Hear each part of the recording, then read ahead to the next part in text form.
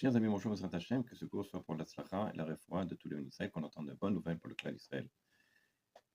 Quelle est l'influence que peut avoir des Divrei Kedusha, comme des Tfilin, comme des Mezuzot, voire même un Sefer Torah dans une communauté? Je vais vous raconter une histoire qui s'est passée de cela il y a à peu près un peu plus de 20 ans. Voilà qu'une famille, Baruch Hashem, évidemment, de Mlebrak, vont fêter la bar mitzvah de leur fils. Un fils qui, j'espère, va devenir un Talmid Chacham, va continuer et étudier, évidemment, c'est tout ce que souhaitent les parents. Lors de la bar mitzvah, ils ont fait une belle fête. Ils ont évidemment acquis une très belle paire de tefilines d'un sofer, Hirat Shamaim, qui a la crainte du ciel, etc. Baruch Hashem. Après la bar mitzvah, voici que peu de temps après, l'enfant a commencé bizarrement à changer. Quel était le changement? Eh bien, l'enfant a commencé à vouloir écouter de la musique non juive. Bon, ce qui est étonnant, c'est que jamais il y avait cette notion d'écouter la musique non juive. Vous comprenez bien qu'à Bnei Brak, ils sont tous orthodoxes et il n'y a pas de notion de musique ou de quoi que ce soit qui rentre. Mais là, tout d'un coup, il a voulu commencer à écouter la musique non juive.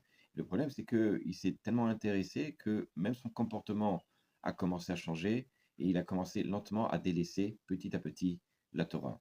Le père inquiet, il va voir le Rav Kanievski.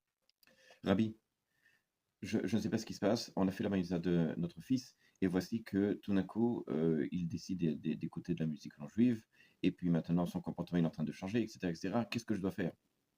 Le Rav lui dit, allez voir le sofer et demandez-lui au sujet des tefilines. Évidemment, il va voir le sofer. Il arrive chez le sofer et il lui dit, mon cher ami, bonjour, je vous vous rappelez peut-être pas de moi, il y a de cela à peu près 4 ans, et j'ai pris des tefilines chez vous pour la bar mitzvah de mon fils. Je m'appelle Natel, et j'aurais voulu savoir dans quelle situation vous avez écrit votre filine. Sachez que c'est Rav Kanievski qui m'envoie vous voir. Le sofer étonné, il se demande quel rapport entre ce que lui il a écrit, parce qu'il sait très bien comment il écrit, et le comportement de le fils. Il y a l'éducation, il y a peut-être quelque chose qui ne va pas à l'école. Quoi qu'il en soit, le sofer vérifie, il essaye de voir avec son père à quelle date, quel moment, etc. Et tout d'un coup, il devient blanc. Il dit, je sais pourquoi le Rav Kanievski, il vous a envoyé. En fait, à cette époque-là, j'habitais à Ashdod.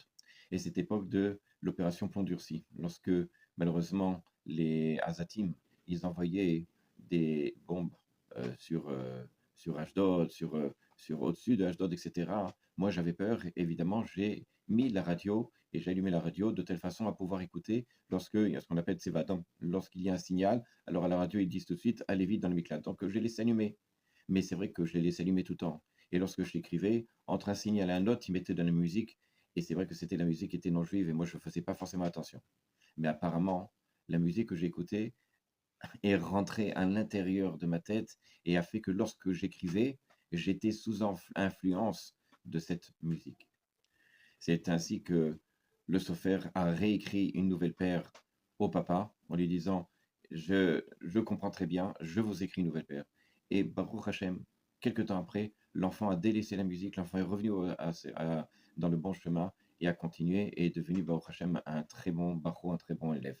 Voilà combien il faut faire attention lorsque l'on choisit un sofer, lorsque le sofer lui-même écrit, attention à ce que toutes ces formes de pensée puissent influencer dans le bien ou malheureusement dans le mal lorsqu'il écrit des tefilines des mésozot. À bientôt.